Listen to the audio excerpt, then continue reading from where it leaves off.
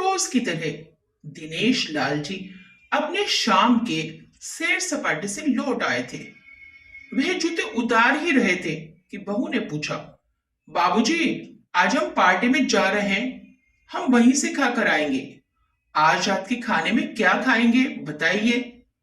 दिनेश लाल जी सोचने लगे, आज रविवार तो नहीं और ना ही किसी की शादी है, जरूर किसी पार्टी में जा रहे होंगे।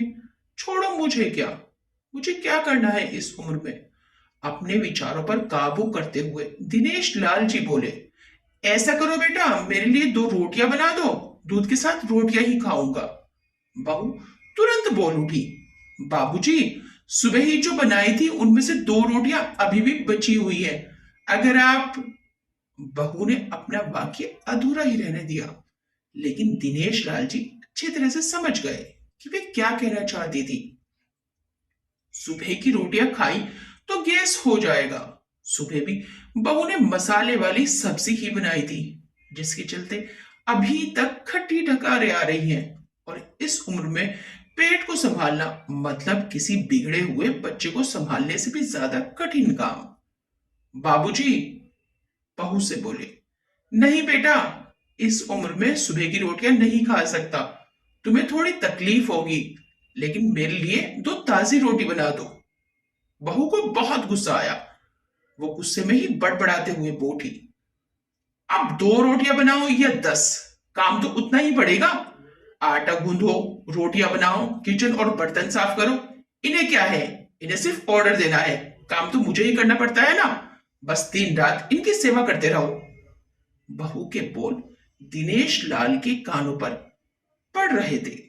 हे भगवान, सिर्फ 2 रोटियां बनाने में इतनी तकलीफ। मैंने कोई 5 पकवान तो नहीं मांगे थे।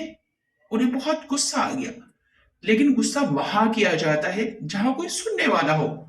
उन्होंने अपना गुस्सा निगल लिया। अब तो उन्हें जितनी जल्दी गुस्सा आता था, उससे जल्दी चला भी जाता था। दिनेश लाल जी को अपनी पत्नी की बहुत याद आई। निर्मला के जीते जी उन पर कभी बासी रोटी खाने की नौबत नहीं आई थी। उल्टा खाने में 10 चीजें और मिल जाती थी। खाने के साथ मीठा, पापड़, अचार, दही, छाछ, सलाद और पता नहीं क्या क्या। दिनेश जी को बहुत बुरा लग रहा था। रहने दो बहू, मैं सुबह की रोटी ही खा लूंगा, फजूल में तुम्हें तकलीफ होगी, और वैसे भी तुम्हारे हाथों की रोटी बहुत मुलायम होती है, मुझे चलेगा। मेरी वजह से तुम लोगों को देर नहीं होनी चाहिए। बहू को तो सोने से पीला मिल गया। वे अपनी आवाज मीठे करती हुई बोली, बाबूजी, आप चाय लेंगे क्या? दिनेश लाल जी अपनी चाय पीने की इच्छा को दबाते हुए बोले, वैसे कोई खास इच्छा नहीं है चाय पीने की। अगर तुम अपने लिए बना रही हो तो मेरे लिए भी थोड़ी सी बना देना। हाँ बाबूजी, मैं अपने लिए बनाने वाली हूँ, आपके लिए भी बना देती हूँ, बोलकर बहू रसोई घर के अंदर चली गई। दिनेश लाल जी खुद से ही बातें करने लगे, अभी तो लाखों की जायदाद है मेरे पास, ये घर भी मेरे नाम पर है और खाते में भी लाखों रुपए पड़े हैं। कभी बेटा विषय निकालता है तो मैं बोलकर टाल देता हूं कि मेरे बाद तेरा ही तो है सब कुछ, और फिर भी 1 कप चाय और 2 ताजी रोटियों के लिए तरसना पड़ता है। तो उन बूढ़ों का क्या होता होगा जिनके पास संपत्ति के नाम पर सिवा पुरानी यादों के कुछ भी नहीं होता। निर्मला को याद करके दिनेश लाल की आंखों में आंसू चमकने लगे और धीरे से गालों पर सरके। निर्मला के होते हुए उन्होंने घर का कोई भी काम नहीं किया था। आर्थिक जवाबदारी के अलावा उनकी और कोई जवाबदारी नहीं थी। उनके व्यापार ने भी उनका अच्छा साथ दिया था। वह भी निर्मला से बहुत प्यार करते थे, लेकिन कभी जता या बता नहीं पाए। वे ये सच्चे दिल से मानते थे कि निर्मला उनके किसी पूर्व जन्मों का फल है, लेकिन जिंदगी की भागदौड़ में वे निर्मला की मन की इच्छाएं पूरी ना कर सके। उन्हें वैष्णो देवी जाना था, लेकिन हर बार यह यात्रा अगले साल के लिए पोस्टपोन हो जाती।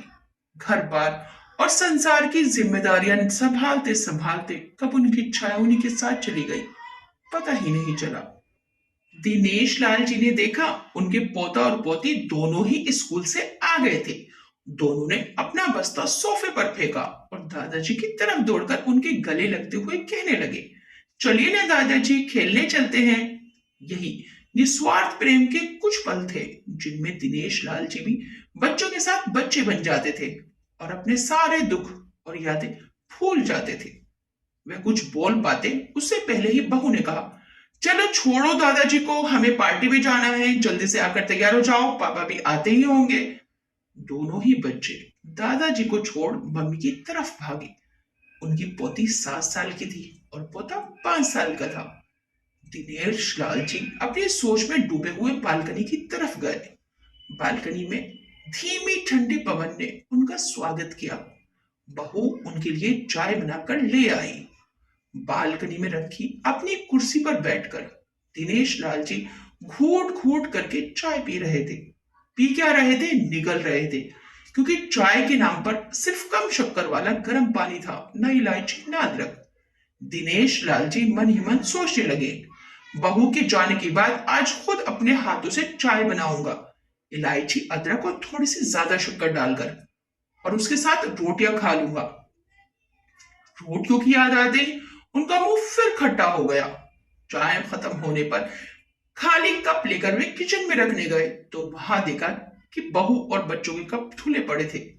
तो उन्होंने भी अपना कप धोकर रख दिया और अपनी डायरी लेकर बालकनी में आ गए। बालकनी में बैठे बैठे उनकी नजर सूखी हुई तुलसी के पौधे पर गई। उन्होंने एक लोटा पानी लाकर उसमें डाल दिया। कुछ मिनटों बाद ध्यान से देखने पर उन्हें पता चला कि सूखे हुए तुलसी के पौधों में नई कुबले जैसे मुस्कुरा रही हो। तो उन्हें याद आया कि निर्मला हर सुबह तुलसी को पानी और शाम को दिया दिखाती थी। अब तो शाम को न तुलसी को ना ही भगवान के मंदिर में दिया जलता है। पता नहीं कितने संस्कार, इतनी अच्छी आदतें निर्मला अपने साथ ले गई थी। दिनेश लाल आसमान की तरफ देखकर बोले, निर्मला, मुझे और इस घर को अभी तुम्हारी जरूरत थी। तुम क्यों हमें छोड़कर चली गई? तुमने मुझे धोखा दिया। तुमने हमेशा साथ रहने का वचन तोड़ दिया। तुम मुझे अकेला छोड़कर चली गई। दिनेश लाल की आंखें भर आई। पापा, इतनी ठंडी हवाएं बह रही हैं और हापे हैं कि बालकनी में बैठे, अंदर आ जाइए, नहीं तो बीमार हो जाएंगे। बेटे ने दिनेश लाल जी से कहा। बेटा, बहू और पोता पोती सब तैयार होकर पार्टी के लिए निकल रहे थे। किसी ने झूठ मूठ ही मन रखने के लिए भी उनसे नहीं पूछा कि साथ चलिए। पापा, आप खाना खाकर जल्दी सो जाइएगा, हमें आने में देर हो जाएगी। ज्यादा देर तक जागना आपकी सेहत के लिए अच्छा नहीं है। हमारे पास घर की दूसरी चाबी है, हमारी चिंता मत कीजिए, बेटे ने जाते हुए कहा। ऐसे बोल रहे हैं जैसे मेरी सेहत की बहुत फिक्र है। कितने दिनों से बोल रहा हूं, डॉक्टर के पास ले चलो, बीपी बढ़ा हुआ है, शुगर भी चेक करवाना है। थोड़ा सा भी चलता हूं तो हांफने लगता हूं। बेटा कहता है कि बुढ़ापे में ये सब तो होता ही है, ज्यादा भ्रम मत पालिए। वाह बेटा, बूढ़े बाप के पास बैठने के लिए थोड़ा सा भी टाइम नहीं है तेरे पास, और पार्टी के लिए टाइम ही टाइम है। ऐसे अनगिनत विचार उनके दिमाग में चल रहे थे, लेकिन फिर भी उन्होंने हाँ में सिर हिलाया। सभी पार्टी में चले गए। दिनेश लाल जी हॉल में रखे कुर्सी पर आकर बैठे। खाना खाने की अभी कोई इच्छा नहीं थी, इसीलिए टीवी चालू की। आज वैलेंटाइन डे था, प्यार का दिन, इसीलिए टीवी पर भी उसी के बारे में दिखा रहे थे।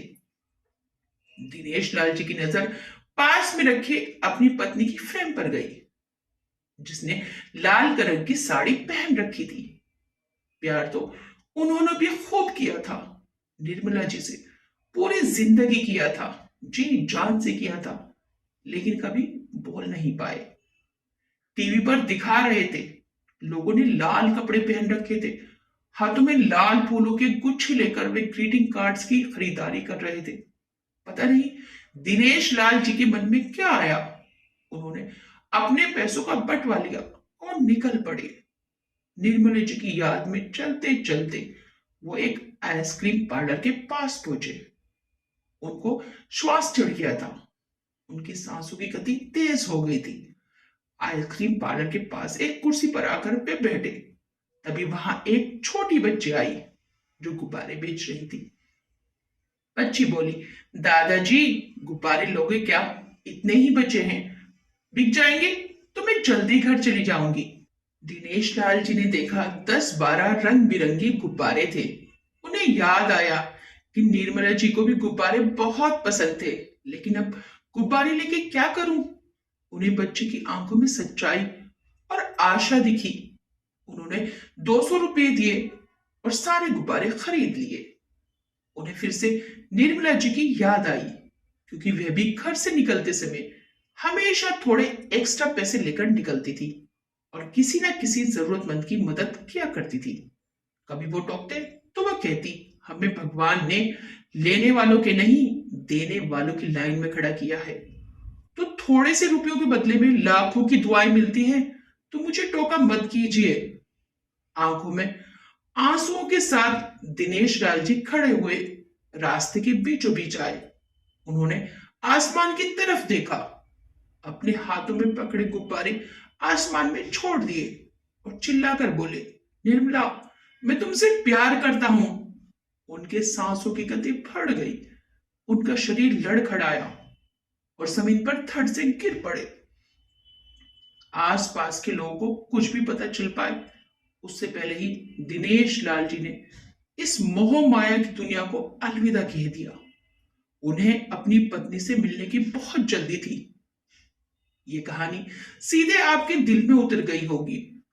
आपसे एक ही गुजारिश है कि अगर आपके घर में कोई बुजुर्ग है तो उनको प्यार, बहुत प्यार और सम्मान दें और उनका ख्याल रखें, क्योंकि वे इसी प्यार और सम्मान के हकदार हैं। आपकी इस कहानी के बारे में क्या विचार है हमें कमेंट करके सबको बताइएगा। वीडियो अच्छी लगी तो वीडियो को लाइक, शेयर, सब्सक्राइब करना मत भूलिएगा। मिलते हैं नेक्स्ट टाइम एक अच्छी सी कहानी के साथ। Till then bye bye.